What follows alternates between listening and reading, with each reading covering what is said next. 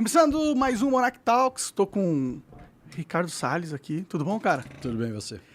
Obrigado por ter vindo aí, velho. Obrigado pelo convite. A gente já tava conversando aí sobre as coisas do mundo, do Brasil. Você parece um cara bem conhecedor, pelo menos, né? Porque tem uns políticos que a gente conversa que eles não parecem manjar muito, tá ligado? Mas você parece manjar bastante, o que eu acho legal. Obrigado. A gente tava discutindo sobre a questão da China, do dólar mudando e tal, mas a gente pode tocar nesse assunto depois. Tá bom. Eu acho que o assunto do meio ambiente é importante nessa conversa. E podemos falar também que você vai concorrer... Não sei se você pode falar isso? Pode. Vai que eu quero, pelo menos. Sim, ele quer... porque até então você não foi selecionado pelo partido, mas tem muita possibilidade de ser para candidato a prefeito nas próximas eleições. Vai concorrer contra o Boulos, provavelmente. Então vai ser interessante. Vai ser divertido. Mas, pô, tu foi ministro do meio ambiente, né? Durante um bom tempão. Você sobreviveu e, cara, tu foi atacado, bicho. Apanhamos. Constantemente. A gente apanhou. Trator e desmatador, chamaram você de tudo, tá? Mas eu não sou dessa pauta ultra xiita ambientalista, então eu queria ouvir a sua versão da história, assim, tipo, porra, rolou realmente desmatamento, ainda está rolando, tá? Mudou o governo e continuou. Tá batendo recorde, né? inclusive. Eu imagino que deve ser muito difícil controlar esse desmatamento, porque a Amazônia é gigantesca, tem muita gente, vocês talvez nem tivessem tanta mão de obra para controlar toda a fronteira e tudo mais. Mas me conta, como que foi ser apanhado da mídia constantemente? Quais são os desafios do Ministério? Como que foi?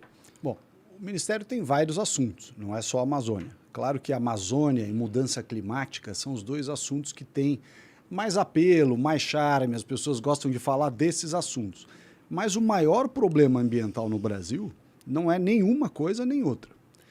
É a agenda ambiental urbana. O que é isso? É a falta de saneamento e a má gestão do lixo. Pra você ter uma ideia só para ver o tamanho do problema.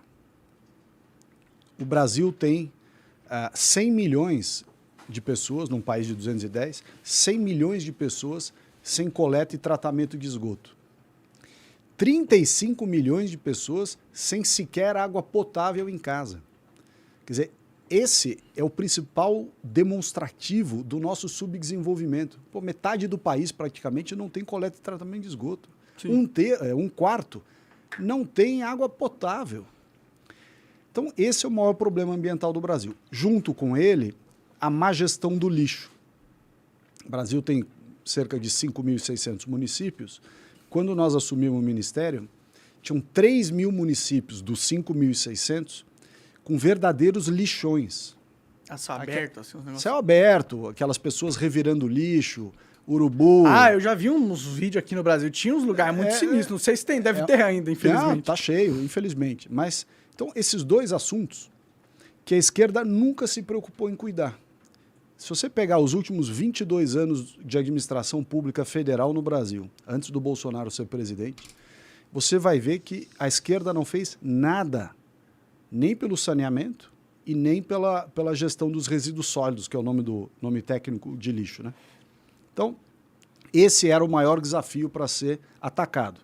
Com relação ao lixo, nós logo de cara lançamos o Sistema Nacional Integrado, que é para você ter informação de todo o lixo, todos os resíduos domiciliares produzidos no Brasil, que tipo que ele é, aonde ele é produzido, para onde transporta, quem transporta e para onde vai. E como que você faz essa logística aí?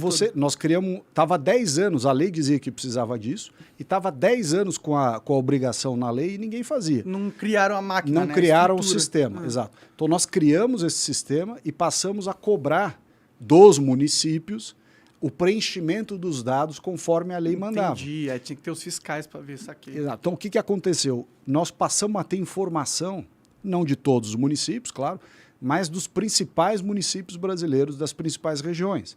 Então, você começa a entender o que está acontecendo.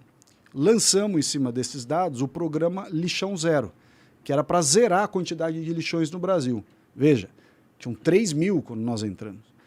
Em 1 ano e meio de programa, já tinha caído para 2 mil. Legal. Pô, 1/3 em 1 sim. ano e meio. É bastante. E esse programa, se continuar, e eu espero que o Ministério do Meio Ambiente atualmente continue o programa, até eventualmente melhore, que pudesse ser aprimorado e tudo, mas nós precisamos chegar a zero. E aí tem várias medidas importantíssimas. Uma delas, talvez a mais importante, seja você permitir, finalmente foi permitido no governo, que você utilize o lixo para geração de energia. Havia uma espécie de um dogma no Brasil que não deixava utilizar o lixo para geração de energia elétrica. Por quê? Um dogma, a incineração faz mal para o meio ambiente, é um absurdo. Entendi. Não, pera um pouquinho. Depois que você faz a coleta seletiva e que tira todos os produtos que têm valor de reciclagem, porque não adianta o produto ser reciclável se ele não tem valor. Claro. Você retira ele do lixo, mas não tem o que fazer com ele. Sim. Então, ele não é nem reciclável. Ele é reciclável em tese, mas recicla, ninguém recicla, sim, porque o vidro é um deles, muito difícil. O vidro é pesado, não tem valor econômico. Entendi. Então, o que acontece? Quando você ajusta o sistema de coleta seletiva, reciclagem, o que sobra, que não tem valor econômico ou já está contaminado, porque o lixo domiciliar tem muita contaminação, você pode transformar esse lixo em energia. Como? Incinerando.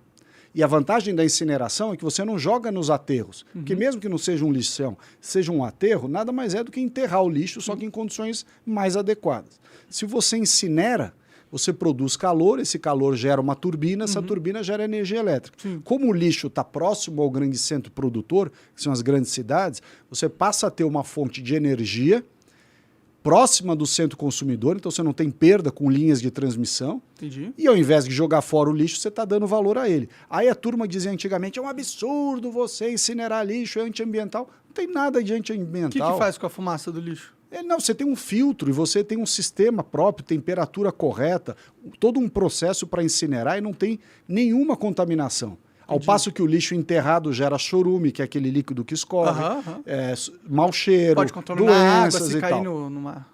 A Alemanha, que é tido como um dos países que melhor lida com o lixo reciclável, né, com o material reciclável, ainda assim a Alemanha só recicla 34%. Os outros 66%, ela incinera. Pode a crer. Alemanha. Ou vende para a Turquia. Hoje em dia não pode vender mais. Não pode. Entendi. Não pode. Mas então ela a Alemanha incinera 66%. O Brasil só recicla 1,9%. Sério? O resto é tudo ou jogado fora ou depositado no aterro, Então, jogado inadequadamente. Toda essa campanha midiática para separar meu lixo é inútil? Não, é importante, mas daí depois nós vamos falar disso na prefeitura, entram as prefeituras, porque a coleta e o transporte do lixo é responsabilidade da prefeitura. Então, se a prefeitura não tem um programa de destinação adequado, você separa tudo e a turma vai lá e junta tudo depois. É o que parece que acontece, né? Se é 1%? Em muitos lugares acontece. Sim. No em São Paulo acontece, né? Em várias situações acontece. Pode crer. Então, o que a gente fez? Lixão zero, caiu de 3 mil para 2 mil, programa super importante. E na parte de saneamento, que é o problema maior ainda, dos 100 milhões que não tem coleta e tratamento, os 35 que não tem água potável, o que o governo fez? Marco legal do saneamento. Sim, sim. Que quando foi para o que é o marco legal do saneamento, para o pessoal entender? Nada mais é do que você dizer, olha, considerando, e é um fato, o Brasil tem um déficit de investimento na área de saneamento de 600 bilhões de reais.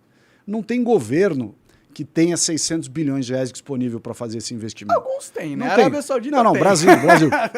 Se você somar orçamento do governo federal, mais estados, mais municípios, você não está nem perto de ter 600 bi disponível para investir. Então, o que você faz com o marco legal de saneamento? Qual é a lógica? Primeiro, você abre a possibilidade de empresas privadas concorrerem com as autarquias públicas, municipais e estaduais, prestando um serviço mediante uma tarifa estável, segurança jurídica, previsibilidade, e aí ele fala, faça o investimento no lugar do poder público que não está fazendo e não iria fazer. E lucro vendendo água. E, obviamente, ele vai receber a tarifa, né, para prestar esse serviço de qualidade. O Marco Legal do Saneamento fez isso. E ainda criou um sistema de consórcio, porque o que é importante o consórcio? Porque você fazer uma estação de tratamento de esgoto bem feita, com qualidade, que tem eficiência, custa bem caro. Então, ao invés de você construir, tem municípios pequenos e médios que se fizer uma estação, ela vai ficar muito ociosa, porque a capacidade dela é muito maior do que o tamanho do município. Não o que tem você mini faz? estações? Tem mini estações, mas elas muitas vezes não resolvem. Então você precisa de uma estação maior. O que você faz no consórcio? Você constrói uma estação ligando vários municípios e aí a gestão desse sistema com microestações, com tronco coletor, com transporte, né, com aquele encanamento grandão que a gente vê aqui em São Paulo da Sabesp. Essas coisas são construídas para atender um volume maior de municípios e, portanto, o investimento se dilui. Fica mais Essa era a eficiente. lógica, basicamente, estou simplificando muito, essa era a lógica do marco legal do saneamento. Criar os consórcios, organizar territorialmente e do ponto de vista de gestão, e, por outro lado, você permitir que o privado entre, claro que mediante a segurança jurídica de que ele vai ter o seu investimento com retorno no prazo de 20, 30 anos, porque são investimentos de longo prazo. Como que ganha dinheiro tratando esgoto? Ele recebe uma tarifa, né? Ah, entendi. É uma Recebe. tarifa do governo. Uma tarifa dos consumidores. Você já paga. Só que hoje vai, né, em vários municípios, você paga por um tratamento de esgoto que não acontece, ou ao contrário, você paga por uma autarquia, uma empresa pública, ou do município ou do estado, que finge que trata, mas não trata. Por que eles são assim? Na sua maioria. Porque não tem concorrência. Entendi. Não tem concorrência. Então, como o cara não tem concorrência, ele tem um mercado cativo. Ele tem um mercado praticamente monopólio. Sim, sim. O que o Marco Legal do Saneamento falou? Olha, não está proibido ter empresa pública, só que ela tem que ser tão eficiente a ponto de concorrer e tem que fazer parceria público-privada se ela não tiver uma capacidade de investimento. Entendi. E aí você vai e cria essa norma que começa a trazer um monte de investimento. Talvez o principal exemplo seja o Rio de Janeiro. Você pega a Baía da Guanabara, que é o cartão postal do Brasil, era um dos lugares mais contaminados do país. Tanto que quando teve os Jogos Olímpicos, o pessoal não queria fazer prova de remo na Baía da Guanabara porque era cheio de, Eu lembro dessas de notícias. dejeto boiando lá, entendeu? Então, o cartão postal. É feio, é feio. Porque os municípios do entorno da Baía da Guanabara Jogavam jogam lá. o esgoto sem tratamento. Entendi. A empresa estadual, que era a SEDAI, estava falida, então não fazia investimento, mas ainda assim cobrava a taxa dos moradores Caralho, do que da estado. hora. Então, você cobra por um serviço que você não presta, o negócio fica sujo pra caramba e ninguém cuida. Por isso que eu fico cínico, cara. Não, é verdade. O que fez o marco do saneamento? Pegou a SEDAI, falou, não, nós vamos licitar, vamos leiloar os lotes, eram lotes com diferentes grupos de municípios, vamos pôr para licitação e quem ganhar esses lotes tem um compromisso de, num determinado prazo, com um determinado grau de qualidade, em colocar um determinado volume de investimento. Bom, para encurtar a história, isso foi licitado aqui na Bolsa de Valores, vendidos, né, leiloados os 4 lotes, e entrou um investimento de 30 bilhões. Caralho. 30 bi. De Então eles reais. estão limpando, então eles estão limpando a Baía da Guanabara e finalmente o Rio de Janeiro vai ter uma Baía da Guanabara limpa. E tá avançando isso. Tá avançando, não, tá em pleno andamento. E o Lula não matou esse marco do saneamento? Aí não? que tá. A esquerda, quando chegou na hora de votar, nós éramos governo, apresentamos, trabalhamos até com alguns congressistas e tudo. Quando chegou na hora de votar o marco do saneamento, a esquerda vai lá e vota contra. Por que ela vota contra? Por 2 motivos. Primeiro, uma visão atrasada Protecionismo do Estado. contra setor privado. Ah, não, a gente não tem nada que privatizar, isso é coisa do Estado e tal. O Estado não faz, cobra o serviço, todo mundo fica na merda, mas eles acham que é coisa do Estado. Em segundo lugar, por que eles também votaram contra? Porque eles fazem o lobby dos sindicatos.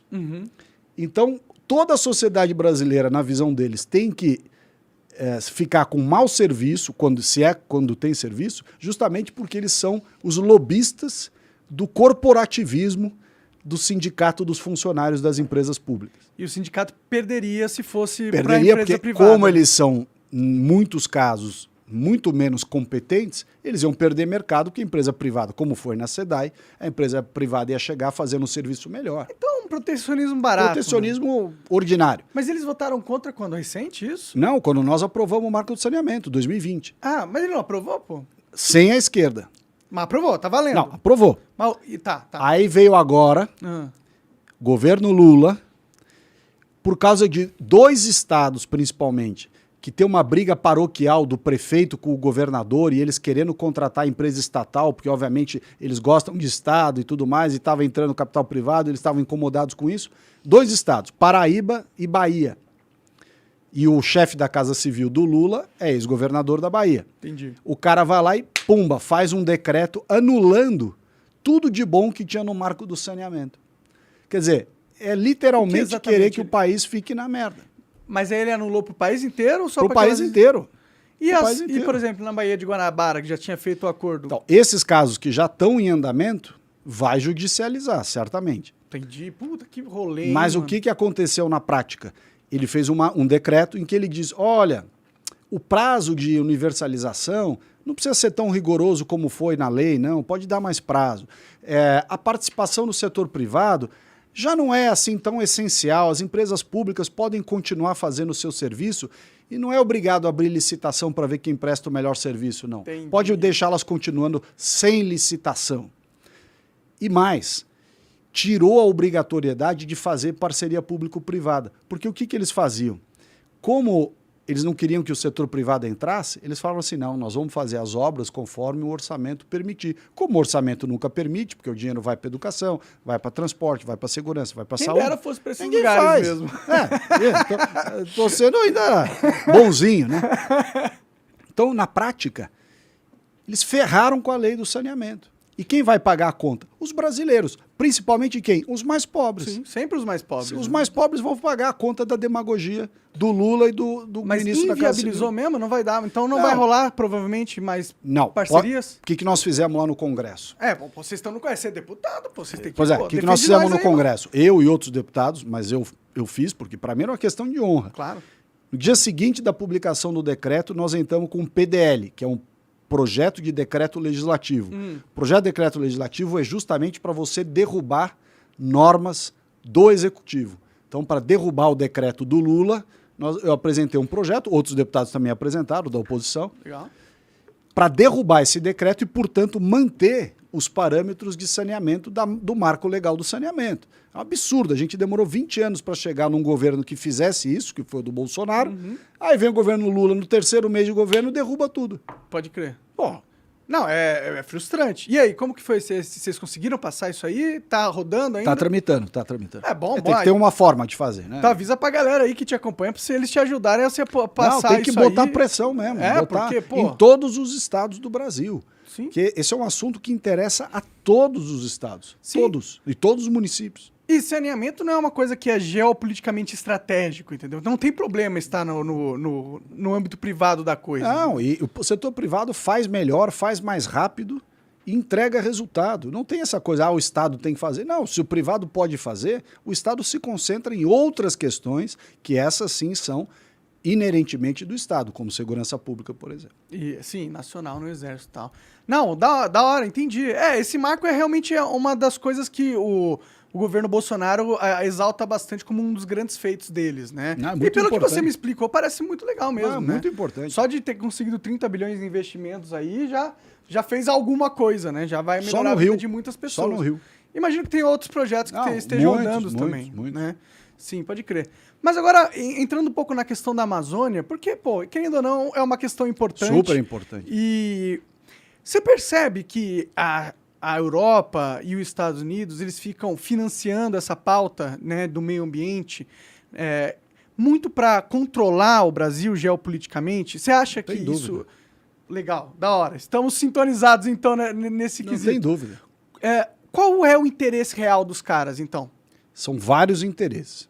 Importante primeiro lembrar, para quem está nos assistindo, que a Amazônia é do tamanho da Europa Ocidental. Não, é gigantesca. Então, você tem, na Amazônia, você tem 25 milhões de brasileiros que moram na região mais rica em termos de recursos naturais do planeta.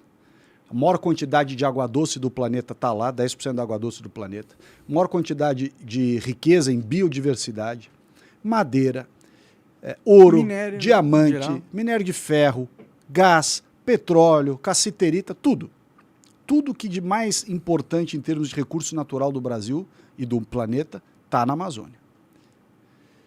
E aí você tem esse território com 25 milhões de pessoas, a maior riqueza do planeta, só que essas pessoas, esses brasileiros, vivem com o pior IDH, pior índice de desenvolvimento humano do Brasil, não está no Nordeste, está na Amazônia. Pode crer. Pior saúde, pior educação, pior saneamento, que nós falamos há pouco aqui, pior moradia, pior tudo.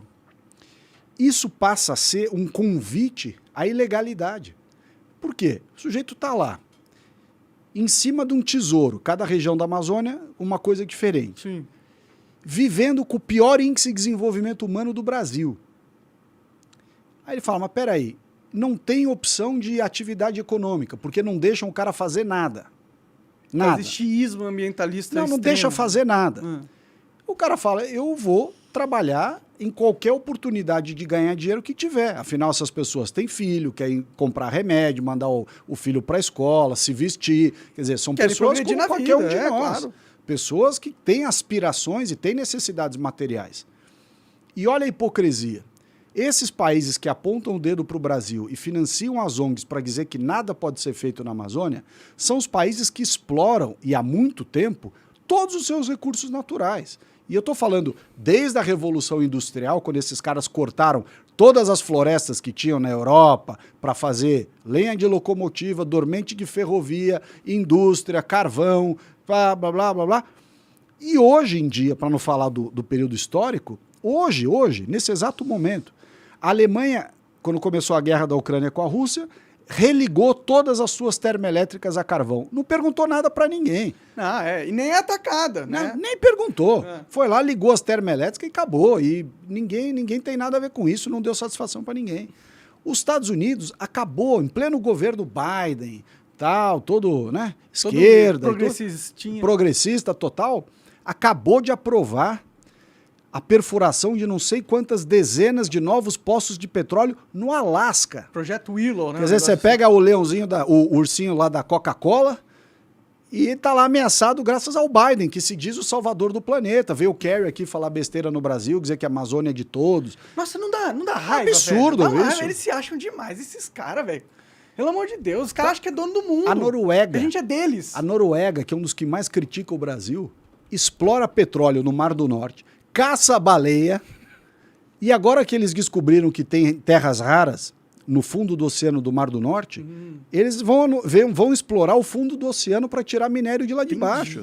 Quer dizer, o cara, para nós não pode nada. É claro. Eles podem tudo. Mas e por quê? Por que eles têm essa lógica? Qual que é o interesse deles? Por que eles não querem que a Amazônia se desenvolva? Por que eles não querem que o Brasil use os seus recursos naturais para a gente se tornar um país de primeiro mundo? Várias razões. Primeiro, eles fizeram tanta besteira, porém ficaram ricos fazendo besteira, mas fizeram tanta besteira no meio ambiente, em emissão de gases de efeito estufa, continuam sendo principais emissores de gases de efeito estufa, né? O Brasil, a turma fala, esse pessoal da esquerda, porque o Brasil está contribuindo para a mudança climática. Peraí. De 100% das emissões globais, o Brasil é 2,29%. Os Estados Unidos é 18%.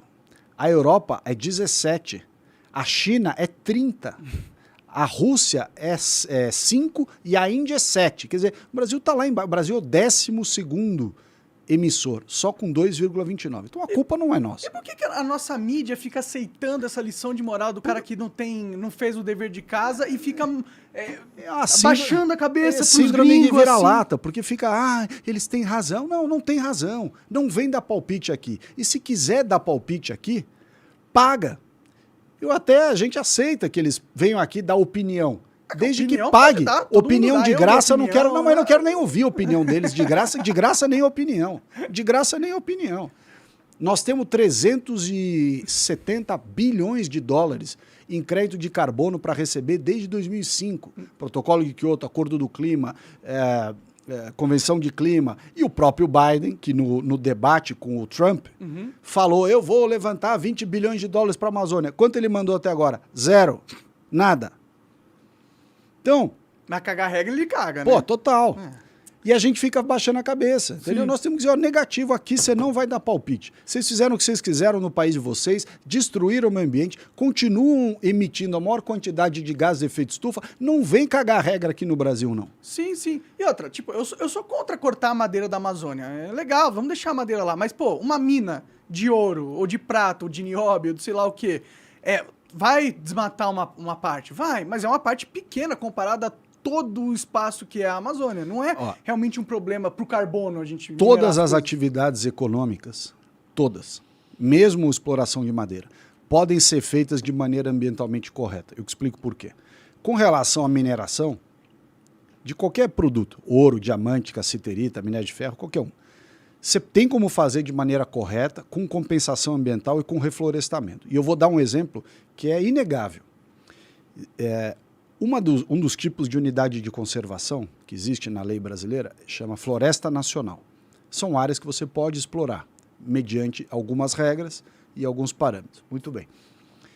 A Vale, a companhia Vale, tem a concessão da Floresta Nacional de Carajás, no Pará. Ela explora cerca de 4% da Floresta Nacional do Carajás com a mina de ferro dela de lá de Carajás, que é a mais importante do mundo e tal. Caralho. E com o dinheiro que ela recebe, ela cuida de todos os outros 94% da reserva. É a reserva nacional mais bem conservada da Amazônia. Por quê? Porque tem dinheiro. Pode crer. Você usa uma parte e usa esse recurso para cuidar do resto. Então isso comprova a tese de que é melhor você ter uma exploração econômica bem feita, coordenada, com licenciamento ambiental, com projeto, com regra. O país ganha divisas, porque exporta minério de ferro, gera emprego na região, tem dinheiro para reinvestir, né? Então esse é um exemplo, por exemplo, de mineração em plena Amazônia. Sim. Um exemplo de exploração madeireira é chamada o manejo florestal. O que é o manejo florestal? Você chega numa área, determinada área, que também é uma área de concessão, pode ser privada ou pública, e ele faz um mapeamento do que tem naquela área. Ele faz, isso chama um inventário florestal. Ele faz um levantamento, diz, olha, nessa área tem 50 jatobás, 9 IP, 50 mogno, tem isso, aquilo outro. Aí ele divide aquela área em talhões. Talhões são lotes. Lotes. Então, uns quadrados na floresta. Isso. Então ele divide aquilo, vamos dizer assim, 20 talhões. O que ele faz? Ele leva ao governo do estado, no caso do Pará, por exemplo, se estiver no Pará, e aprova junto ao governo, dizendo, olha, eu fiz o levantamento da área, essa área tem X árvores de cada tipo, dividida nesses lugares. E as árvores mais antigas, que as pessoas não sabem disso, mas as árvores também têm um ciclo de vida. Chega uma hora que ela começa a não crescer mais, depois apodrece, depois morre. Então, o que faz o manejo florestal? Ele seleciona árvores isoladamente, não é passar trator. Ele seleciona as árvores isoladamente, explica para o governo quais são essas árvores, em cada um dos talhões, e em cada ano ele tira determinadas árvores dentro de determinados talhões. O que ele faz? Vamos dizer, ele explora esse talhão tirando algumas espécimes. E com essas espécimes de árvores, ele vende a madeira e ele tem dinheiro para cuidar de todo o resto. No segundo ano, ele já não mexe naquele primeiro, e ele explora só o segundo talhão. Entendi. Depois, no terceiro ano, só o terceiro talhão. Mas não é que ele tira tudo, ele tira algumas árvores. Mas ele replanta essas árvores? Não, a própria natureza faz brotar novamente. Ah, é? Entendi, entendi. Então, a lógica do manejo florestal é você permitir que a floresta se regenere. É tipo cortar cabelo. Exato, com árvores novas, que inclusive capturam mais carbono do que as árvores velhas, que já não têm um processo de captura de carbono tão intenso. Então, até do ponto de vista de efeito estufa, crédito de carbono, fixação de carbono no solo, esse processo de manejo florestal é extremamente importante e gera renda para aquela região. Porque, do contrário, e isso é uma coisa que esses caras não entendem, se você disser não faça nada, a população ficar miserável, aí o que ela faz para sobreviver? Ela não vai fazer seleção de árvore, ela corta tudo e acabou. Sim. Então assim, você não vai deixar o cara sobreviver de uma maneira equilibrada ambientalmente? Ele vai fazer o que tiver que fazer para sobreviver. E que não é muito diferente, se você pensar do ponto de vista de sobrevivência da pessoa e da sua família, do que aquele cara que eventualmente está vendendo cabo de celular ou coisa sem nota, contrabando, na calçada. Ah, sim, esse cara não Só que esse cara que está na calçada vendendo coisa sem nota, que não poderia, quando as pessoas na cidade olham, falam assim, não, esse cara é um lutador, o Estado impede que ele abra o negócio dele, o Estado não deixa ele abrir o negócio dele, então ele está sobrevivendo.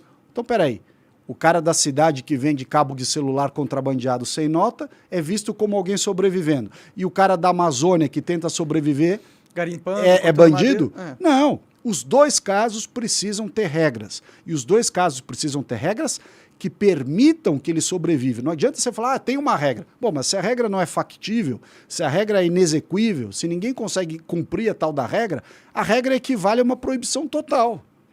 Então você tem que ter regras equilibradas para que o cara possa fazer a atividade, sobreviver dela e ela seja uma atividade compatível com a preservação ambiental. Sim, o Brasil tem que começar a se tratar como um país de verdade, sério, independente. Discussão séria, fundamentada. E conseguiu avançar quando você ficou lá no meio ambiente nessas questões? Eu sei que vocês deram uma cortada no financiamento do IBAMA, dessas coisas lá. Nós não cortamos financiamento. O que aconteceu? Duas acusações que fizeram contra nós. Primeira, de que teria havido um desmonte ambiental, né, dos órgãos, do IBAMA e do ICMBio. E a segunda, que nós cortamos o dinheiro do IBAMA e do ICMBio, que era um absurdo e tal, para não ter fiscalização. Duas mentiras. A primeira é a seguinte: quando o governo Bolsonaro assumiu, e eu me tornei ministro do Meio Ambiente, 1º de janeiro de 2019, nós já recebemos tanto o IBAMA quanto o ICMBio com cerca de 50% dos seus quadros de funcionários faltando. Ou seja, um déficit de 50% de funcionários. Entendi, já estava... Gente que já tinha se aposentado, já tinha morrido, mudou de profissão, teve algum problema de invalidez, enfim, 50% do quadro de pessoal não existia. Então, nós já recebemos um órgão assim e recebemos com um planejamento orçamentário muito mal feito. O que aconteceu nesse meio tempo? Com a pandemia, muitos desses funcionários que iam a campo já era um quadro reduzido, como eu falei, 50%. Muitos desses que iam a campo fazer o trabalho não puderam ir, porque também do ponto de vista de faixa etária, as pessoas já tinham uma certa idade, já tinham comorbidades e tudo. Então, o que já era ruim, ficou pior ainda, porque você não tinha gente para ir a campo, você estava no meio da pandemia. Todos os setores da economia paralisaram, total ou parcialmente. Não tinha por que você dizer, não, só o IBAMA e o ICMBio, que vai fazer de conta que não tem pandemia, todo mundo tem que trabalhar normalmente. Não é verdade. Do ponto de... E mais, cria-se uma narrativa que parece que nós mandamos gente embora, tiramos gente. Não pode mandar embora, é funcionário público. Pode crer. Então, assim, quem diz isso, ou diz de má fé, ou diz por desconhecimento. Porque você não pode mandar, nem que eu quisesse. Mas é que rolava um boato que o IBAMA ficava aplicando muita multa indevida, entendeu? Vocês lidaram com essa situação ou era boato? Ou o IBAMA fazia um bom trabalho? O que aconteceu? Como em qualquer lugar, tem muita gente boa e tem gente ruim. Sim.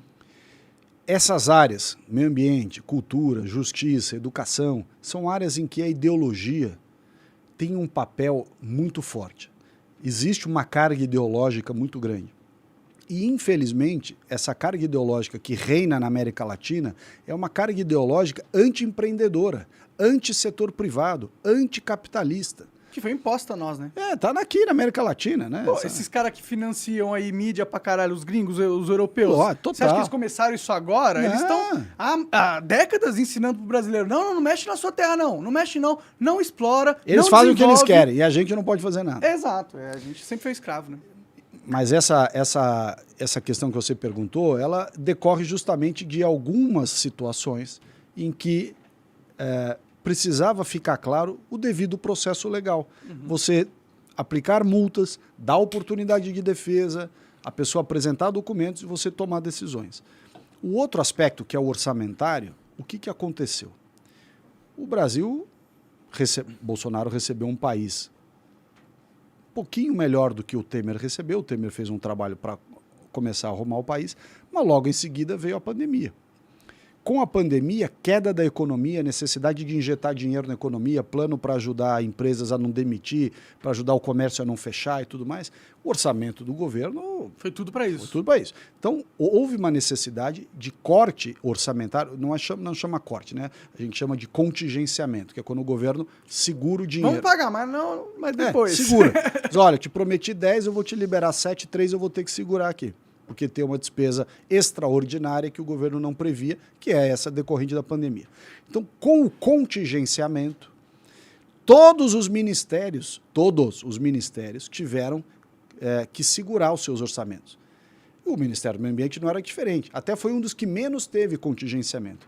Então, quando teve o contingenciamento, a turma que grita na área ambiental, olha lá, estão cortando o dinheiro dos órgãos ambientais. Combou, não. Né? A narrativa casou ali. É isso, não é isso não, meu filho. Peraí, olha só, seja correto, seja justo e veja que todos os órgãos do governo tiveram contingenciamento. Então não foi que o governo mandou tirar dinheiro do meio ambiente, não. Tirou-se dinheiro do meio ambiente, da educação, de tudo, para justamente gastar com as questões de saúde, da Covid, e com a manutenção da economia através daqueles planos de ajuda. Foi isso que aconteceu. Tão logo começou a diminuir o efeito da pandemia, restabeleceu o orçamento como era. Entendi. Então, essas histórias são balela, entendeu? Só que a turma fazia uma baita de um carnaval na imprensa. Por que você acha que a imprensa elegeu o governo de vocês como o inimigo número 1 da humanidade? E juntando essa pergunta, por que você acha que essa mesma empresa tem um apoio tão grande da mídia internacional? Eu acho o seguinte, nós tivemos 22 anos de esquerda no poder no Brasil. 8 anos de Fernando Henrique, 8 anos de Lula, 6 da Dilma. Não, você tem vícios de visões, de posturas, inclusive de financiamento.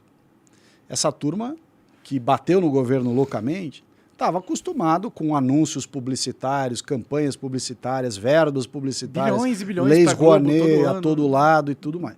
Veio o governo do Bolsonaro e falou, ó, não vai ter.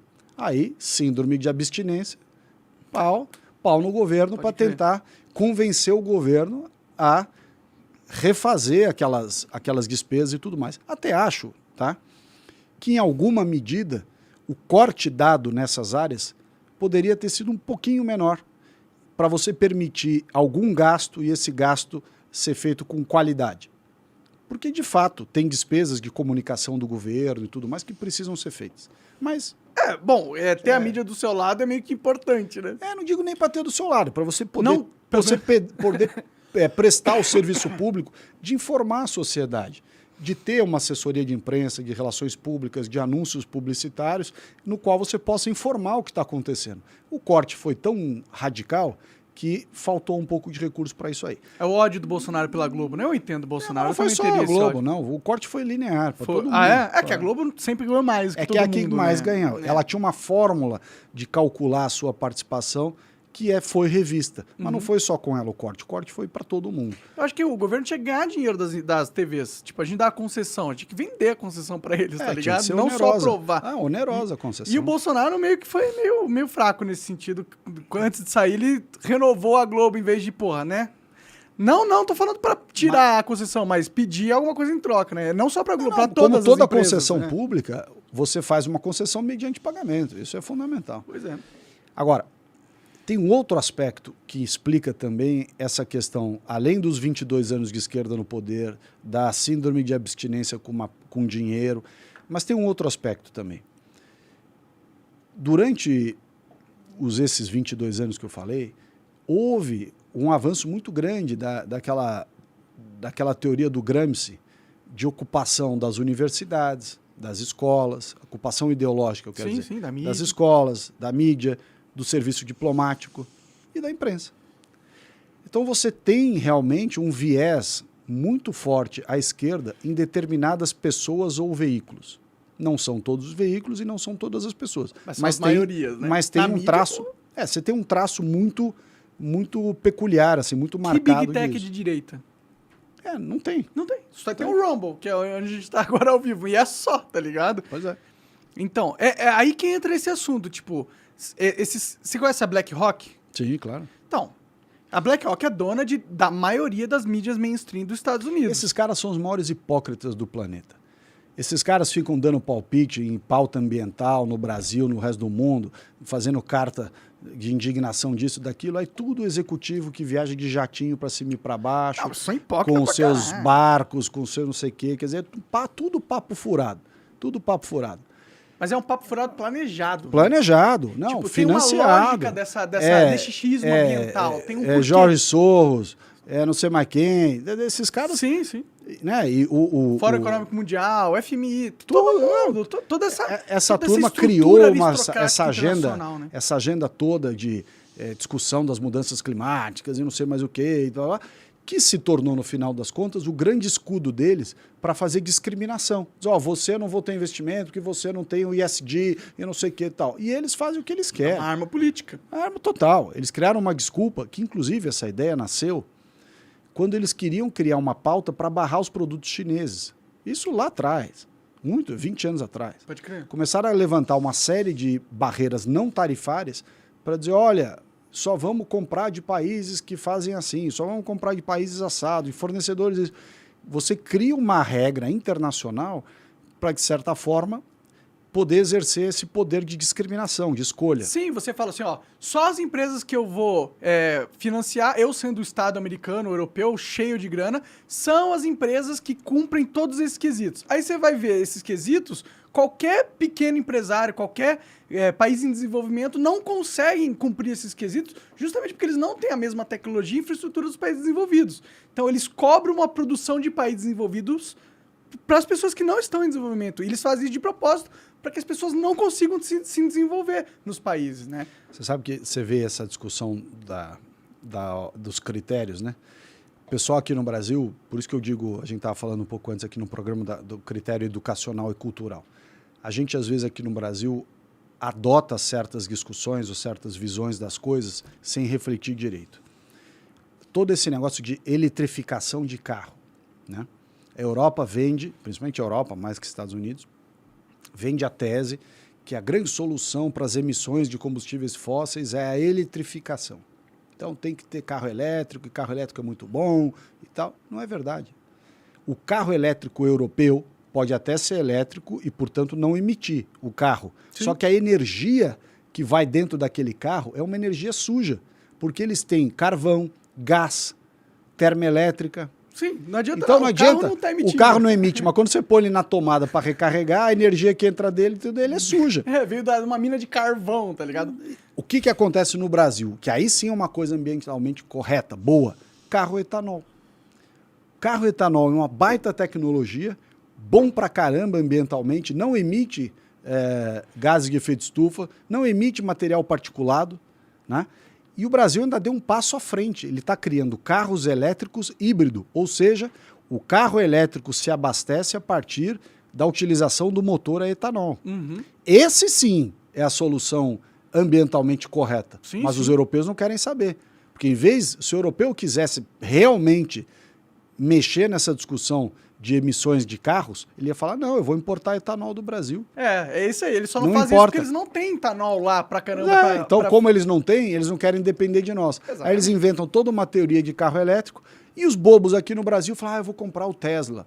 Mas que comprar o Tesla? É um puta carro, é da hora. Não, você pode comprar o Tesla, mas não pela questão de mudança ambiental. Pô, você já viu uma mina de climática. lítio? Os caras têm várias minas de lítio no Oriente E que Médio. não recicla. Que não recicla. E outra, a condição no qual o lítio é minerado é com trabalho escravo, muitas vezes. Absurdo. Com crianças, entendeu?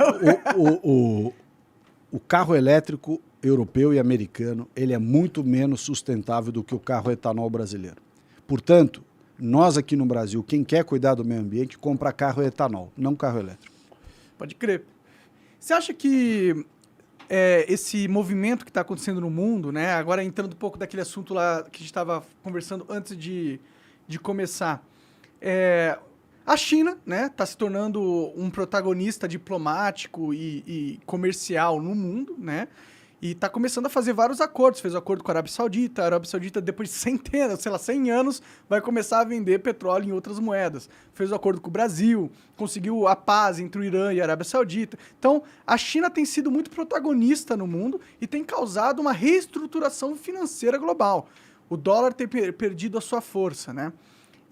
Eu vejo isso como uma oportunidade muito forte do Brasil parar de ficar dependendo desses europeus e desses americanos que tratam a gente como escravo, como colônia, entendeu? Porque a China não está vindo nessa visão. Tipo, a geopolítica dele não é a do semicolonialismo, entendeu? É uma visão mesmo de investir nos países, estruturar os países até para diminuir a hegemonia ocidental no globo. Então, será que não seria interessante para o Brasil a gente começar a entrar nesse jogo também e excluir os americanos e os europeus? Não excluir, tá ligado? Podemos fazer negócio com ele, mas começar a pôr uma linha na areia e falar, aqui, ó, daqui você não passa, entendeu? Eu acho que nós não temos que depender nem de europeus nem de americanos, nesse aspecto eu concordo, mas acho que a China não é bem assim, não. Eu acho que a China tem outros problemas. Primeiro, a China é um país com zero institucionalidade. O judiciário lá não é confiável, ele é totalmente dominado pelo governo e só faz o que o governo quer. Não tem regras de mercado. O mercado financeiro chinês é uma coisa completamente não transparente. Você não sabe, não tem uma reunião do Copom. Entendi. Entendeu? Tudo lá é o chinês do governo, lá do Partido Comunista. É a reunião do Partido O Comunista. Partido Comunista fecha a porta e decide o que ele quer. Entendeu? Decide. Lá não tem democracia, não tem regra ambiental, não tem nada. Sim. É tudo meio para inglês ver lá. Sim, mas tá funcionando. Não, está funcionando porque, óbvio, você mantém o país totalmente no cabresto.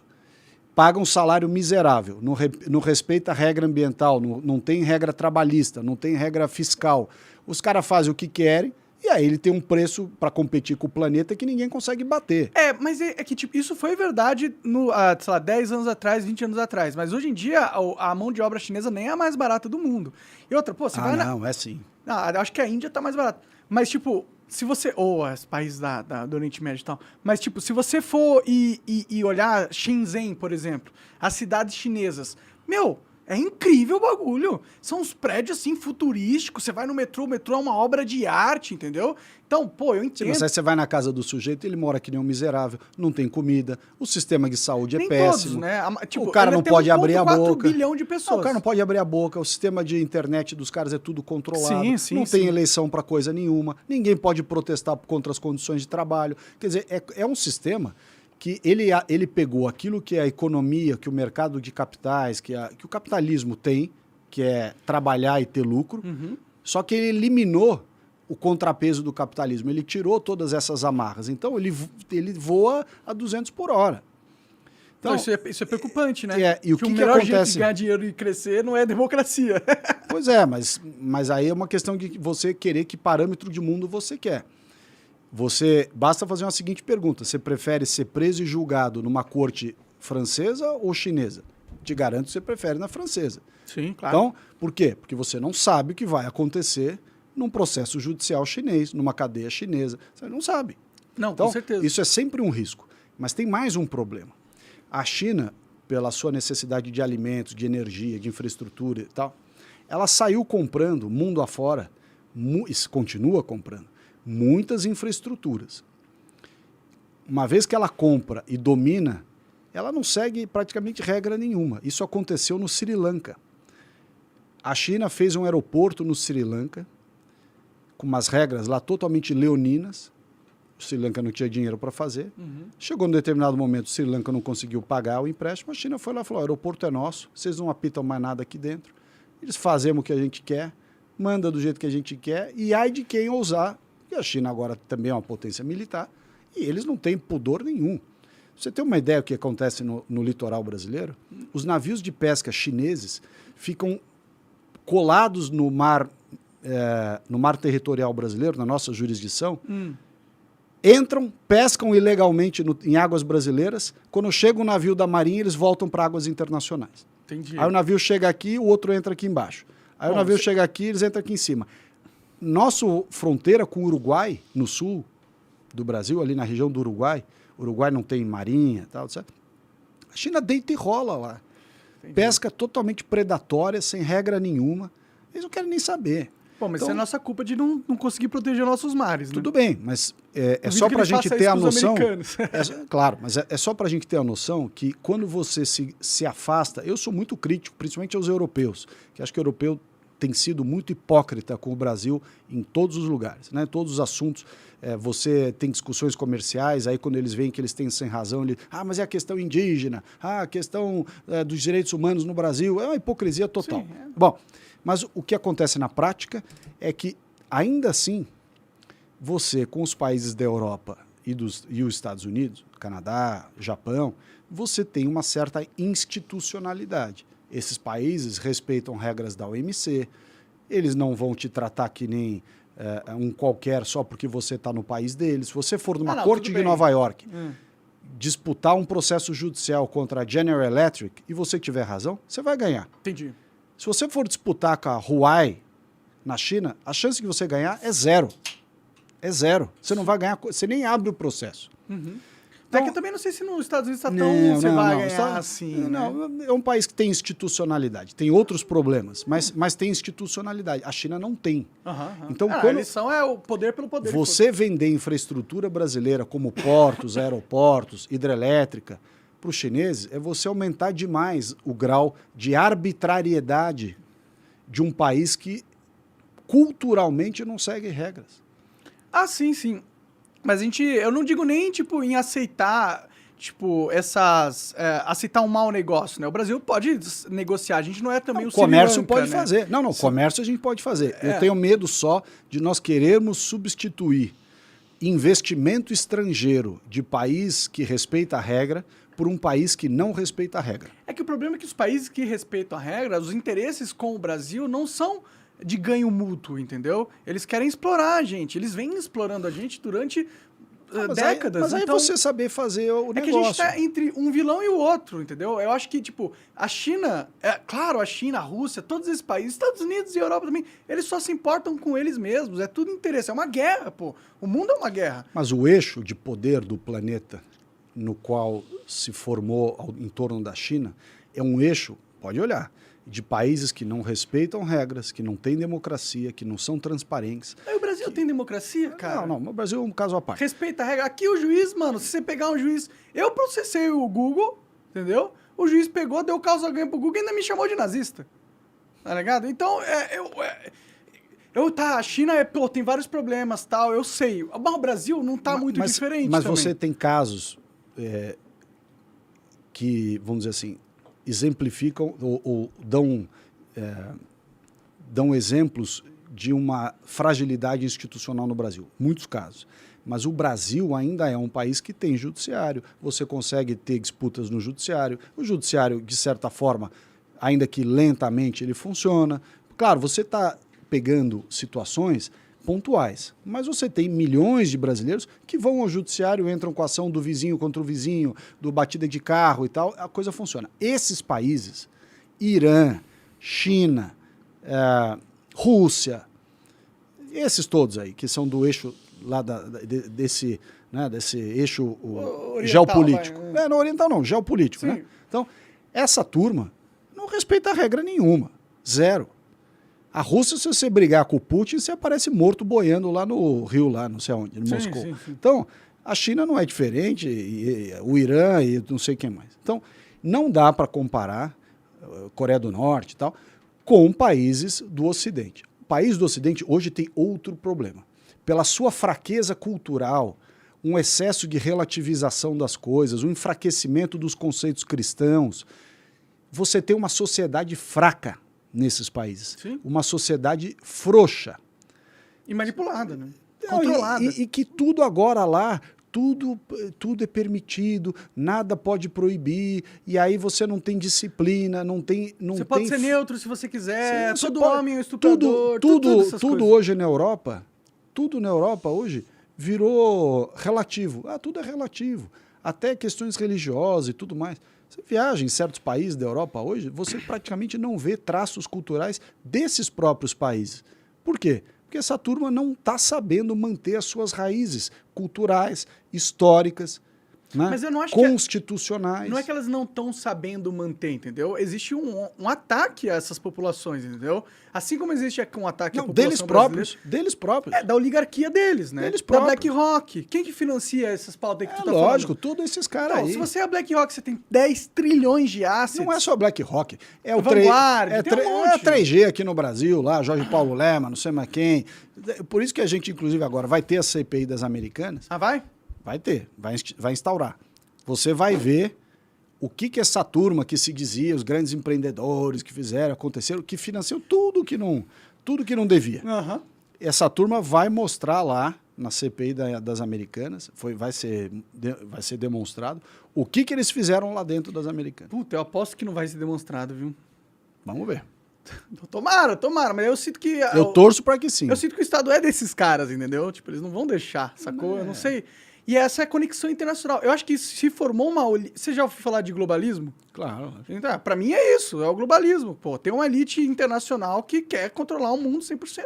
Colocar o governo mundial. Por isso que eles ficam insistindo tanto nessas leis internacionais. Não, o Brasil tem que participar de acordos. Não tem que participar de nada. É porque eles querem tirar a institucionalidade do país e colocar num órgão internacional para que ele possa controlar o país através desse órgão. Foi o que eles fizeram com a Europa através da União Europeia. Tá um caos lá justamente porque eles colocaram um monte de burocrata que não representa nenhuma das pessoas que moram nos países. Aí eles fizeram isso que você falou. Verdade. Tiraram aquele sentimento de nacionalidade. Tiraram o sentimento de cultura. História, valores cristãos, valores morais. O que foi? Foi apagando todos os traços de personalidade dos países e criando um troço assim meio uma cultura insosso, hegemônica de todos eles. Insosso, assim, é igual para todo mundo, ninguém pode ter mais as suas culturas, o Estado tira a sua autonomia, fica tudo concentrado em Bruxelas e tal. É verdade, esse fenômeno aconteceu. O que está acontecendo na Europa? Chegou num ponto tal que diversos países e diversos grupos dentro desses países estão questionando isso e falando negativo, nós queremos autonomia. Está tendo essa briga em Portugal, está tendo essa briga na Itália, está tendo essa briga na Espanha. Pô, na França, 9 milhões de pessoas na rua, mano. O Macron tá, não sei como que ele ainda é presidente, entendeu? Porque se tivesse 9 milhões de pessoas aqui na rua, nenhum presidente, eu acho que nenhum segura, entendeu? Mas lá tá segurando, agora ele tá indo conversar com o Xi Jinping, né? Não sei, mas como eu vejo é que todas essas nações, a Europa foi sequestrada por esses oligarcas, os Estados Unidos também, e é por isso que a Rússia está em guerra, entendeu? Eu acho que esses caras ficaram tão insanos nessa sua vontade de controlar o mundo que, pô, a Rússia teve que dar um basta, falar, não, vocês estão chegando muito perto da minha esfera de influência regional e eu preciso combater esses caras. E aí a China aproveitou esse gancho e falou, tá bom, agora é a hora da gente mudar o jogo global e tirar na mão desses globalistas malucos. Por isso que eu falo que agora, pro Brasil, é bom a gente se alinhar a esse, não a China, não a Rússia, mas se alinhar a esse novo movimento emergente dos países em desenvolvimento que estão chegando para contestar essa hegemonia ocidental que está tentando destruir o mundo, está tentando acabar com as culturas, acabar com o que a mulher, eles estão tentando destruir a mulher. Essas pautas não, qualquer um pode... Tipo, eu não tenho nada contra a pessoa trans, mas quando você tem uma trans e uma mulher biológica brigando no UFC e a mulher quase morrendo, tem alguma coisa errada aí, pô. Então, eles estão tentando destruir tudo que nos conecta. E eles, na minha visão, são os inimigos agora, principais, entendeu? Não que a China não possa ser nosso inimigo no futuro. Não que eles não vão explorar também a gente. Acho que são questões diferentes. Aí há uma mistura de uma questão econômica com uma questão cultural. Tá tudo junto. A guerra cultural que essas lideranças do Ocidente, essas lideranças desse grupo globalista, com uma visão de esquerda, todo cheio de visões meio artificiais, antinaturais e não sei o quê, essa é uma coisa. E que tem o seu braço econômico, evidentemente. A China, por outro lado, não tem uma guerra cultural como traço principal. A China está tendo uma guerra de poder e uma guerra econômica, geopolítica, do país China, não de uma mentalidade de como o mundo deve ser, a cultura, não é isso. A China tem uma visão muito mais pragmática de dominação econômica e geopolítica, militar, infraestrutura, energia, né? Então, como ela dispensou essas agendas, a democracia, que é tão importante lá na Europa, nos Estados Unidos, no Canadá e tal, a China falou, eu não ligo para a democracia. A agenda ambiental de todos esses países, a China falou, eu não ligo para a agenda ambiental. O problema trabalhista, a China falou, eu não quero saber de regra trabalhista. A regra trabalhista encarece meus produtos. E assim vai, né? Ela foi derrubando cada um desses tabus que são valores importantes no sentido de civilizatórios, mas que foram sendo distorcidos nesses países da Europa e Estados Unidos. Sim. O cara transformou um princípio importante, que é o da dignidade do trabalho, numa regra que transforma o preço do trabalho na Europa quase inviável. É uma ferramenta de controle ideológico. Um trabalhador europeu, principalmente franceses e tal, ele tem um custo para o empregador que é impossível. O cara não vai conseguir trabalho nunca. Ele vive chupinhando o Estado, se aposenta quase sem trabalhar, que é uma coisa de louco. A China falou, não quero saber de nada disso. E o pior, esses países, diante de um pragmatismo chinês muito forte, e a China não pergunta nada para ninguém, não quer saber. Sim, eles são donos do próprio país. Do próprio país, exato. Então, o que, que ele faz? Ele diz, olha, eu não quero saber e vocês não se metam comigo porque eu paro de comprar e vender e investir nos seus países e vocês vão se dar mal comigo. Parte da dívida americana está com o governo chinês e por aí vai. O Brasil, como foi dominado culturalmente por esses grupos, nós não estamos tendo a firmeza de propósito, de caráter, não estamos tendo a fibra suficiente para chegar e falar assim, ó, não vou fazer. Ah, não vou fazer. Quem foi o primeiro governo, num tempo recente do Brasil, que ousou enfrentar esse movimento de dominação dos nossos interesses, dizendo assim, não vou fazer, não vou me curvar. Não estou dizendo nem que está certo ou que está errado. Estou só dizendo que ousou contestar isso. Foi o Bolsonaro. Sim, sim. Por isso que juntou essa turma toda de líderes de esquerda, Macron, Biden, não sei mais quem, tal, Noruega, tudo, para descer o pau no governo brasileiro. Entendeu? Sim, peraí, o Brasil tá querendo deixar de ser colônia? Que porra é essa? Não, meus amigos, vocês são nossos. Não tem essa de vocês decidem o seu futuro. É isso. Toma aqui dinheiro pra só que acabar com a sua candidatura. o que é mais grave? O que é mais grave? E isso nos diferencia demais dos países desse eixo que a gente falou. Nesses países, não há, até porque eles sufocam isso, mas não há grupos importantes da elite cultural, da elite econômica, da elite de imprensa, de qualquer grupo com mais força, dizendo, não, os europeus têm razão, não, os americanos têm razão. Aqui no Brasil, essa turma veio aqui dizer para nós coisas que não são do nosso interesse, nos obrigar a abrir mão de certas coisas ou a fazer coisas que não são do nosso interesse, e você tem um bando de babacas. Traidores, né? Aqui no Brasil, com um síndrome meio vira-lata, querendo ser nova-iorquino, se achando meio parisiense, só que é brasileiro, dizendo assim, não, eles têm razão, aqui no Brasil a gente tem que fazer isso, tem que fazer aquilo. Peraí, isso não é do nosso interesse. Ah, mas se a gente não contribuir, não é contribuir, eles têm que pagar. Ele não quer vir aqui dar palpite nas nossas questões de infraestrutura, de meio ambiente e tal, paga. Pergunta se algum chinês vai perguntar a opinião de europeu, de americano, não está nem aí. É isso que a gente tinha que fazer aí também. Pergunta, mas os europeus e americanos então deixaram de negociar e investir com a China e tudo mais? Não. Eles ameaçam o Brasil, mas com a China eles ficam quietinhos. É só porque a gente não paga para ver. Se a gente pagasse para ver... Por exemplo, ó, o Bolsonaro foi muito bem nessa negócio de... Principalmente na pauta ambiental, de não ceder aos interesses dessa elite europeia e americana. Mas o Lula agora também não está sendo tão... Tipo, veio aí os barcos iranianos, ele recebeu, entendeu? Ele está fazendo... Ele também está... que graças a Deus, né? O meu medo do Lula, na verdade, é tipo... Ele sempre teve ideologicamente uma repulsa aos Estados Unidos, né? Ele sempre falou isso. Então, nesse momento, essa repulsa dele até que é útil para o Brasil. O meu medo é eles fazerem esse acordo com a China e criar uma relação muito simbiótica entre o PT e o PCC, Partido Comunista Chinês, entendeu? E nisso, a China fortalecer o Lula ao ponto de ele conseguir solidificar sua estrutura de poder no Brasil. Esse risco existe. Esse risco existe. E acho que também existe, veja bem, comercialmente, nós não ficarmos tão sujeitos aos interesses americanos e europeus e, consequentemente, termos a China, a Rússia, e nesse aspecto o Bolsonaro foi muito pragmático. Sim. O Brasil precisava de fertilizante para a sua agricultura, e a maior fonte de fertilizante está lá na região russa, Ucrânia e tudo. Bolsonaro foi lá, negociou fertilizante, e o Brasil continuou trabalhando no agro normalmente.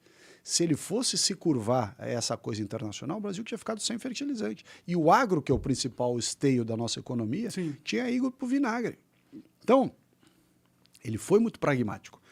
Mas ele tinha uma consciência que eu acho que é importante que o Lula tenha, eu espero que ele tenha, que é, para além da negociação comercial, não se deixar iludir com os chineses a ponto de achar, não, os chineses são nossos parceiros em outras coisas, nos nossos investimentos. Não é bem assim. O chinês não respeita a regra. O chinês, quando você vender para ele um aeroporto, um porto, e tem exemplos aqui em São Paulo, a usina hidrelétrica de Porto Primavera, lá em Pereira Barreto, o que eles estão fazendo lá? Eles compraram a usina e quando eles querem abrir as comportas, eles abrem, quando eles querem fechar a comporta, eles fecham. O pessoal que mora na região e precisa do rio para pescar, para isso, para aquilo, mas tem a regra da Agência Nacional de Energia Elétrica, da ANEEL. Não respeitam nada. Eles não são multados? Eles vão lá recorrendo e não estão nem aí. E acabou. Tem o nosso judiciário que não ajuda, né? Também. Pois é, mas eles fazem o que eles querem. Sim. Então, você tem com uma... Eles fazem o que a gente permite, né? Então, mas a China não vai invadir o Brasil, se a gente pode impor as regras aí pra eles. A China não vai invadir o Brasil, mas você ter empresas chinesas dominando infraestruturas importantes brasileiras não é bom. Uma coisa é eles terem uma participação. Diz, olha, o chinês pode ter 10%, sim. 15% da linha de transmissão, 10% do porto, com outros investidores brasileiros ou estrangeiros, eu até acho ok. Mais do que um percentual pequeno, eu acho muito arriscado. E você vê como eles se comportam em todos os países onde eles adquiriram infraestruturas importantes, o grau de desdém, de desconsideração, de desprezo pelo interesse do país onde eles estão investindo. É um desprezo absoluto. Entendi. Não, sim. Aí cabe ao Brasil saber negociar também, né? A gente também não pode abrir as pernas para os chineses. E esse é o meu medo. Acho que o Lula tem muitas tendências de abrir Porque ele não está interessado no Brasil, de verdade. Ele está interessado no esquema político dele. E, ter o PCC junto com o PT... PCC é o Partido Comunista Chinês, tá, galera? Só para avisar. Se ter os dois juntos, é muita força pro PT, entendeu? Imagina o tanto de grana que eles não vão ter para jogar nos influenciadores e tudo mais, né? Então...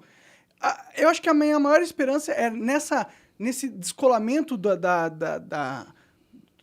do ciclo de poder ocidental, a gente consiga usar os dois, um contra o outro, entendeu?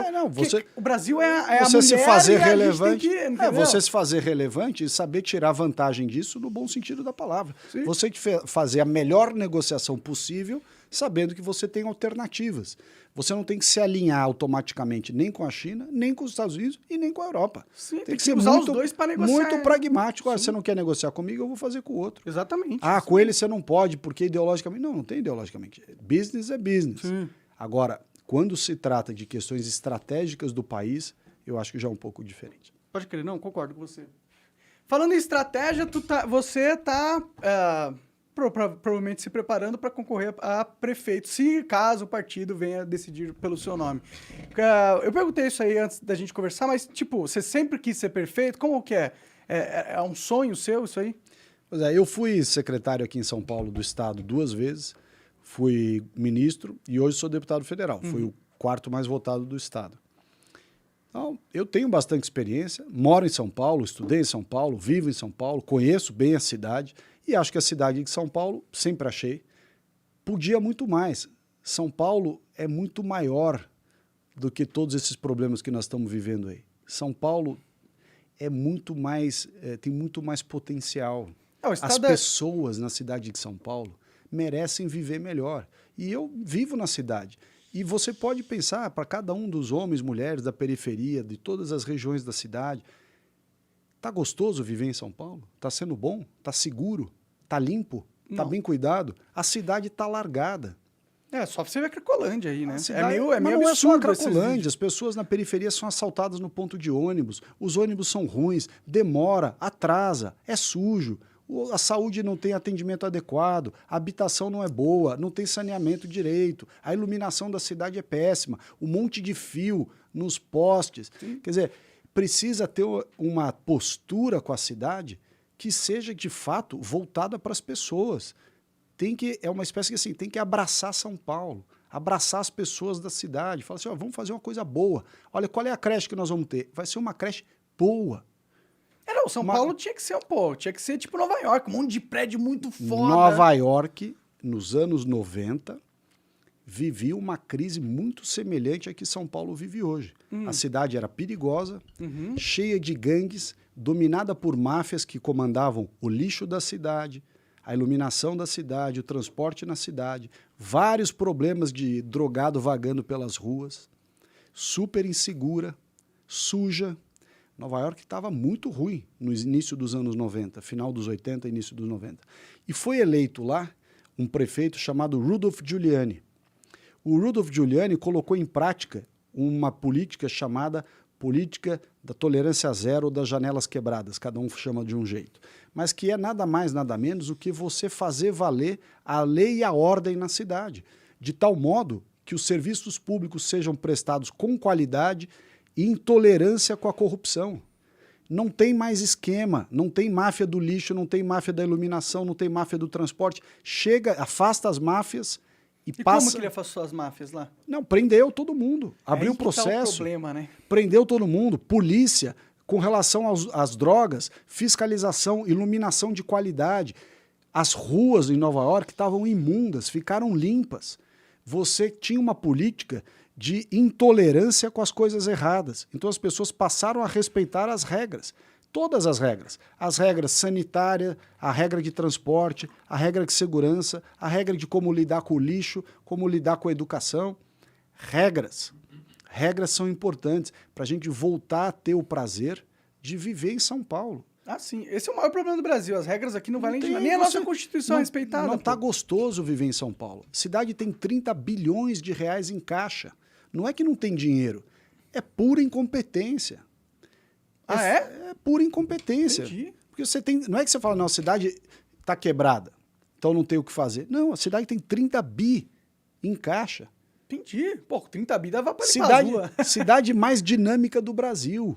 Cidade onde tem as principais empresas, as principais prestadoras de serviço, infraestrutura, tem gente de qualidade, de todo quanto é origem, nacionalidade, gente de regiões do Brasil que decidiu vir morar aqui. Ah, tem aqui, tem a Liberdade. Pô, São Paulo é uma riqueza cultural gigantesca, uma cidade cosmopolita.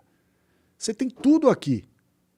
São Paulo é muito maior do que esses problemas que estão aí. Sim, sim. É, não, com certeza. Mas, por exemplo, uma coisa que você falou aí, vários postes espalhados para a cidade. O que teria que ser feito, que é feito em todo o país desenvolvido, é colocar tudo para debaixo da terra, né? O que aconteceu aqui? Você sabe essa história? Não conheço. A história foi a seguinte. No início dos anos 90, quando começaram os processos de privatização de empresas lá no governo Fernando Henrique, os estados e os municípios também fizeram, e, dentre outras coisas, fizeram a privatização da empresa elétrica, a Eletropaulo. Virou uma empresa privada. Era do Estado, virou uma empresa privada. O Estado de São Paulo fez. E na cidade de São Paulo havia uma obrigação da concessionária Eletropaulo fazer o enterramento dos fios. Ah, tinha? Tava no contrato. Claro. E, só que, por outro lado, tinham algumas contrapartidas, algumas coisas que tinham que ser feitas pela prefeitura. O que fizeram os prefeitos na época? Para não ter que fazer a parte da prefeitura e gastar dinheiro em outras coisas, ficou um acordo meio tácito entre a concessionária e a prefeitura. Ó, você não faz a sua parte, eu também assim não sou obrigado a fazer a minha, e tá tudo bem, vamos deixando. Entendi. A cidade virou essa zona. Você vê é feio, né? Um monte de fio aí. Feio, chove, cai árvore em cima do poste, você fica sem luz. Sim, direto. Aí monte de gato para todo lado, Também. de TV a cabo, de telefonia, de não sei o quê. Não tem cabimento um negócio desse. Sendo numa cidade que a calçada não dá para uma pessoa com deficiência, uma pessoa com idade andar. As calçadas é uma zona danada. Sim. Os postes aqui parece a Índia. É feio pra caralho, pô. Você Aí vai a nos rua Estados toda Unidos, esburacada, não sei o quê. Aí agora, chega na véspera da eleição, a prefeitura ficou 3 anos sem fazer nada, e agora, na véspera da eleição, transforma a vida da sociedade num caos. Cidade faz obra para todo lado, tudo com má qualidade, feito a toque de caixa, só para mostrar serviço. Sim, só para E ganhar nós ainda eleição. por cima, como não tem planejamento, estamos vivendo na cidade de São Paulo que você não consegue andar 2 quarteirões por causa do trânsito que está na cidade. Porque todas as obras sem planejamento, sem cuidado, sem nada, e a cidade está sofrendo com isso aí. E ele não deve estar aterrando nenhum fio, né? Imagina. Vai aterrar nada, imagina. Eu não sei, né? E se você ganhasse como prefeito, como que você aterraria? Seria uma preocupação fazer isso? O que eu acho que tem que fazer, por exemplo? Só dar uma ideia aqui. Você tem que se inspirar, e é isso que eu acho que está faltando a várias administrações. Você tem que se inspirar do que tem de melhor no mundo. São Paulo tem condições de fazer o que no mundo tem de melhor. É uma cidade economicamente rica, porém mal administrada, com uma zeladoria ruim. Com relação aos postes e toda essa parte de afiação elétrica, telefonia, internet, tudo mais. canos da companhia de gás, você vê a rua, você asfalta a rua na segunda, na terça tá tudo esburacado de novo, porque o cara quebra tudo para mexer no encanamento, ou da Sabesp ou da Comgás. Pode crer. O que falta ali? Você faz um sistema todo planejado e licita, faz uma concessão para uma empresa construir tudo subterrâneo. E aí todas essas concessionárias que utilizam o espaço público passam a ter que pagar para utilizar. E quando paga utilizando, a própria manutenção, tudo aquilo, fica feito pela empresa que é a concessionária. Então ela tem obrigação de manter a rua em ordem, a calçada em ordem, não tem mais poste, não tem mais fio pendurado, os canos passando tudo embaixo, como são os países e as cidades desenvolvidas do mundo. Você não vê nada.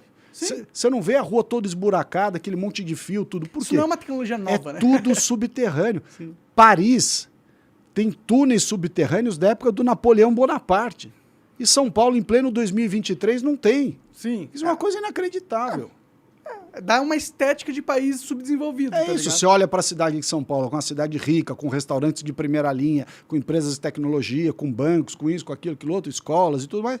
É uma cidade que você olha para ela, parece que você está em Mumbai, em Bombaim, lá na verdade, Índia. É. Por isso que eu falei da China. Pô, na China, tipo, tudo bem, né? Ditadura, o caralho.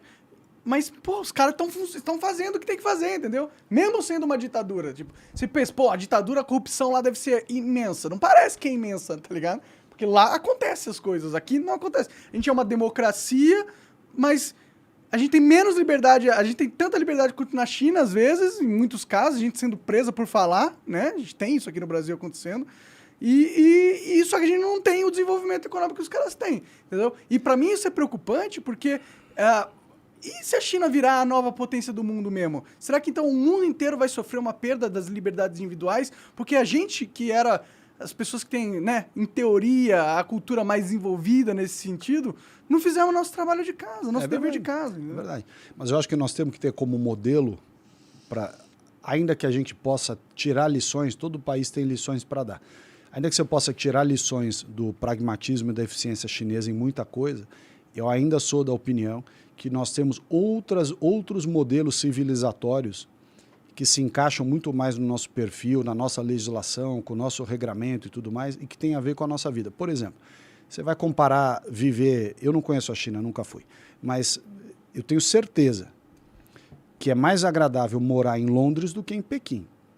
Então, se a gente tiver que escolher um modelo, eu acho que a gente pode se inspirar em Londres.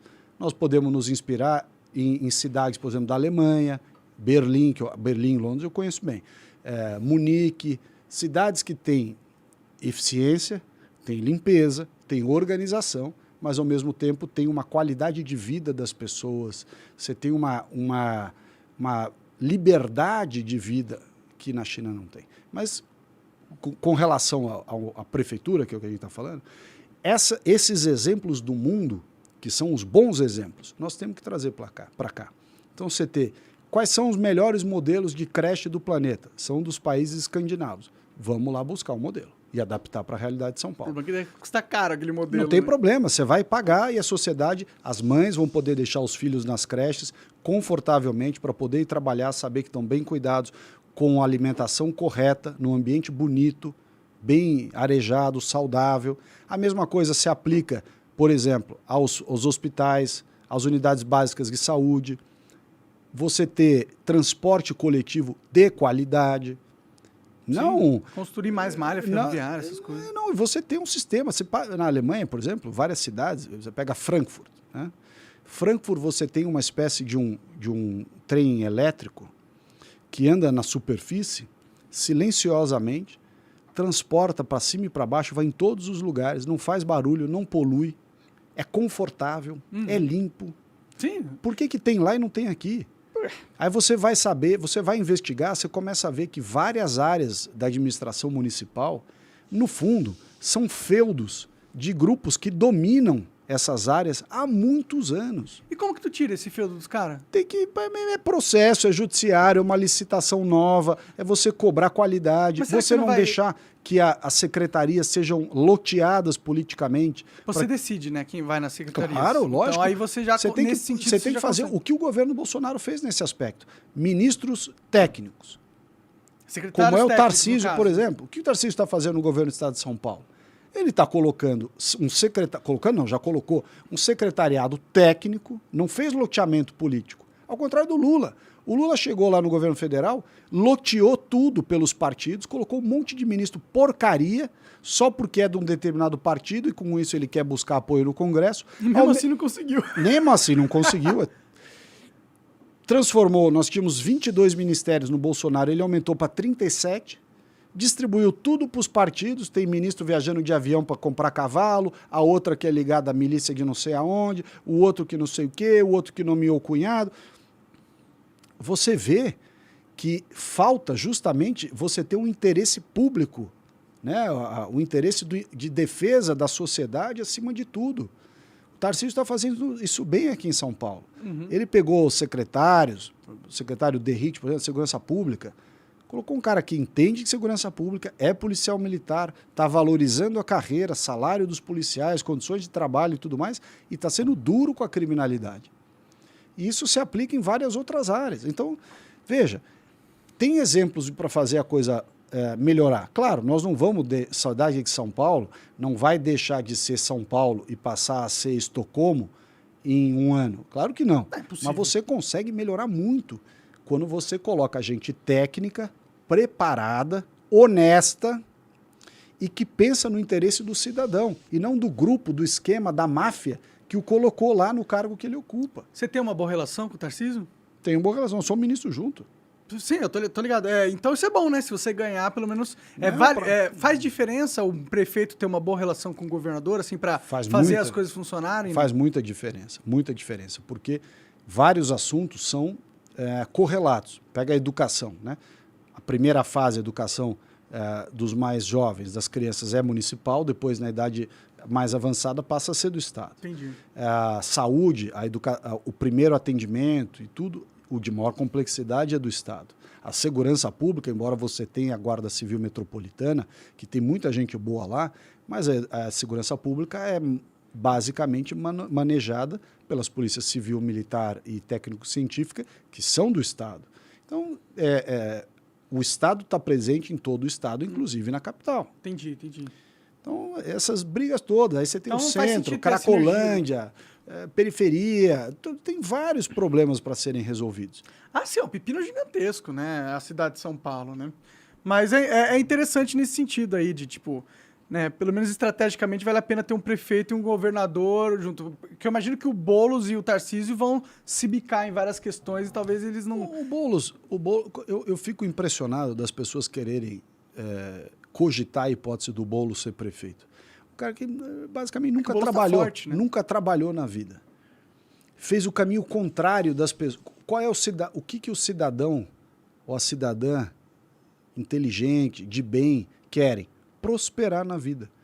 Dar educação para os seus filhos, trabalhar, gerar riqueza, com isso você melhora a educação, melhora de vida. O Boulos foi para trás. É que ele nasceu rico. Nasceu numa família rica, nasceu numa família rica e resolveu fazer invasão de propriedade, invasão de casa. Você quer um cara... Culpa do rico, né? Ele era um rico culpa de rico, exatamente. O Boulos é a versão urbana do MST. É o MST na sua rua, é o MST na porta da sua casa. É isso que ele é. É isso que nós queremos para a cidade de São Paulo? Um cara cuja ascensão política se deu nos movimentos de invadir propriedade.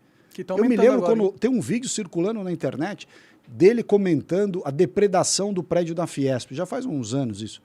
Aí ele falou, o que são umas vidraças perto do mal que a Fiesp faz para o Brasil? Como é que é? Que negócio é esse? O que a Fiesp faz lá? O que a Fiesp faz de mal para o Brasil? O que faz de mal é quem vai lá e depreda agência bancária, a Fiesp, saqueia farmácia, como o pessoal da Cracolândia está fazendo. Isso aí isso não resolve nada, né? Você entendeu? Então, é isso que a sociedade tem que entender. Não podemos ter a simbologia da desordem, da falta de leis, da ausência de disciplina, sendo uma alternativa, liderando, sendo uma alternativa política. Nós estamos vendo o MST invadindo o Brasil inteiro. É isso que nós queremos na cidade de São Paulo? Um grupo que cresceu invadindo propriedade? Sim, eu não gosto muito da política do Boulos, apesar dele ser gente fina pessoalmente, né? Mas ele tá forte, né? Tá forte. Ele tá bem cotado. Provavelmente ele vai ser o candidato mais forte ou o segundo mais forte, sei lá. Acho que o segundo turno sou eu e Boulos aí, né? No desenho que tá sendo feito. E isso vai colocar para a cidade de São Paulo justamente uma opção clara entre a ordem, entre a limpeza, a disciplina, o cumprimento de todas essas regras e, do outro lado, um grupo que é inerentemente um grupo do caos, da desordem, da anarquia. Né? Acho que as pessoas não querem isso, mas enfim, vai ser discutido lá na campanha. Sim. Mas acho que o Boulos ele tem uma pauta que dá muitos votos a ele, que é a pauta da moradia mesmo, né? E a gente tem um problema de moradia aqui em São Paulo. Mas não é fazendo essa anarquia e essa desordem que ele prega que você vai resolver o problema da habitação. Habitação você resolve fazendo o contrário do que ele defende. Por quê? Porque é condição essencial para você ter melhoria da habitação na cidade, que você, acima de tudo, tenha algo que todos os países desenvolvidos souberam reconhecer, que é a defesa do direito de propriedade. Uhum. E quem ouve falar isso, então o rico... Não tem nada a ver com o rico. Eu estou falando dos mais pobres. Por quê? Porque a pessoa que mora numa casa simples, num barraco, se esse barraco for dela e ela tiver certeza que ela vai investir, que ela vai cuidar e que amanhã ou depois, se ela quiser vender, ela pode. É uma segurança jurídica. É uma segurança jurídica para ela.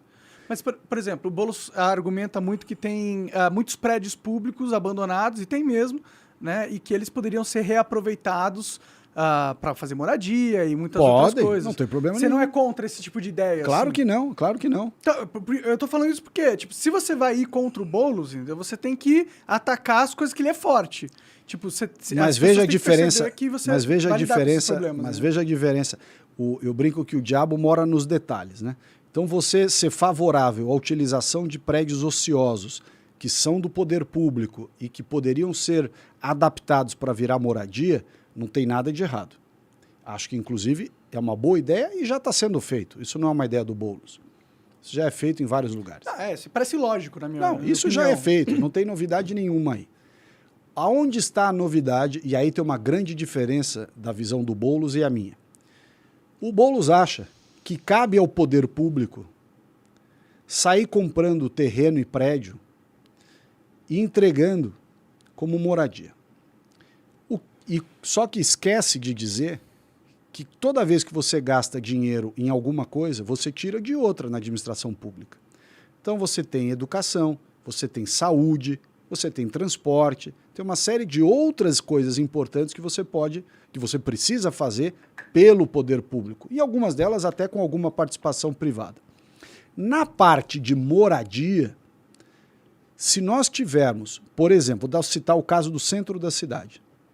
Se nós permitirmos que o setor privado faça o retrofit de diversos prédios que estão lá, muitas vezes até construindo prédios altos, como tem em Nova York, que você citou aqui, né? Você ter prédios de 30, 40 andares. Tecnológico, você fazer um centro da cidade cuidando dos prédios históricos, recuperando os prédios históricos e, ao mesmo tempo, construindo ali naquela região novas infraestruturas para atrair gente para morar lá, para trabalhar lá e tudo mais. Sim. Essas mesmas construtoras, como contrapartida para a prefeitura, elas podem construir moradias populares e entregar para as pessoas. Você não precisa usar dinheiro da prefeitura para isso. Você pode até usar algum dinheiro, mas você não precisa ter a única fonte de receita. Você usa a desburocratização como moeda de negócio. Você usa o setor privado a favor dos mais pobres. Você diz para o sujeito, olha, você vai poder construir um prédio de 40 andares, mas em contrapartida, você tem que construir 300 moradias aqui na região para as pessoas humildes. Uhum. é contrapartida. Tem que caber na sua conta. Se quiser fazer o prédio de 40 andares, você faz, mas eu quero as moradias. Esse é o preço é a luva É a outorga, né? Grande, você assim. tem uma outorga, é o direito dele construir mediante uma contrapartida. Mas aí você tem que deixar ele construir. A mentalidade da esquerda é assim, não, você só vai construir o que eu quiser. A prefeitura vai dizer se o prédio vai ter 15 andares, 20, se apartamento de 30 metros, com garagem, sem garagem. A gente não tem que se meter nisso, é risco do empreendedor. Para mim, mata dois coelhos com uma cajadada só. O empreendedor escolhe qual é o produto imobiliário que ele quer produzir. Se for boa a venda, sorte dele. Se for ruim a venda, o mercado não gostar, o prejuízo é dele. É verdade. Só que a contrapartida que ele precisa dar, em termos de moradias populares, ele tem que dar de qualquer jeito. E isso resolve o problema. Pode crer, interessante. Essa seria uma das suas estratégias, então. É um assunto relevantíssimo. Entendeu? Sim, sim. Puta, tem muita coisa. Se você ganhar, tem muita coisa pra você fazer. Eu espero que você consiga. Porque a impressão que eu tenho é que todo mundo vai com muitas boas intenções. Né? A gente pode pegar até o Bolsonaro nesse sentido, mas quando chega lá, você percebe que o buraco é bem mais embaixo do que a gente imaginava. Não, realmente, as coisas... Tem uma máfia aí, As coisas no Brasil não são fáceis. Nós temos um ordenamento jurídico difícil, temos um judiciário complexo, temos uma situação social muito complicada. O Brasil tem muitas dificuldades, muitas peculiaridades que atrapalham muitos planos de poder público. Sim. Mas se você, nesses planos, tem o norte correto, você tem a direção correta para onde seguir e tem esse sentimento de não deixar roubar, não deixar grupos de interesse dominarem certos setores, não lotear os cargos e o poder, você consegue fazer um bom trabalho. Bom, vou torcer. Eu prefiro você do que o Boulos, para ser bem sincero. Nada contra você, Boulos, não é que as suas ideias não compactuam muito. Mas, Ricardo, obrigado demais. Obrigado pelo convite, um prazer enorme. Excelente papo. Quer deixar alguma outra mensagem, alguma coisa assim? Olha, deixa uma mensagem aqui, primeiro de agradecimento, mas segundo, algo que você citou aqui que nos preocupa muito. Para além da discussão de prefeitura e questões ambientais, a liberdade de expressão no Brasil precisa ser assegurada com muito cuidado. As pessoas, obviamente, se responsabilizarem pelo que falam, mas não pode haver censura, não pode haver nenhum tipo de tolhimento a priori. E isso que o governo está querendo fazer, o governo federal, de criar o centro das fake news. Isso é muito perigoso. Aconteceu com você, aconteceu com muita gente, e essa é algo que o Brasil não pode tolerar. Deus te ouça, cara. Eu tô cínico, né, como eu falei para você, porque, já levei muito na bunda, então eu tô meio desesperançoso. Mas, eu assino embaixo o que você falou aí. A liberdade de expressão é fundamental para você ter uma democracia, entendeu? Não existe democracia onde as pessoas não podem contestar o poder político. E hoje se tornou isso, né? A gente não pode contestar. Você não pode falar das urnas, você não pode falar, achei que as urnas são feitas de uma maneira não muito inteligente. Cadê o voto impresso? E aí você vê que quem lutou contra o voto impresso? O próprio STF, que está censurando, que está... Aí você fica desesperado, né? Mas vamos O debate esperar. é importante. É importante. A abertura para o debate é fundamental. E nós fizemos um grande debate aqui. Obrigado pelo convite. Com certeza, eu que agradeço. Valeu. E obrigado, galera. Até mais. A gente se vê na próxima. Valeu.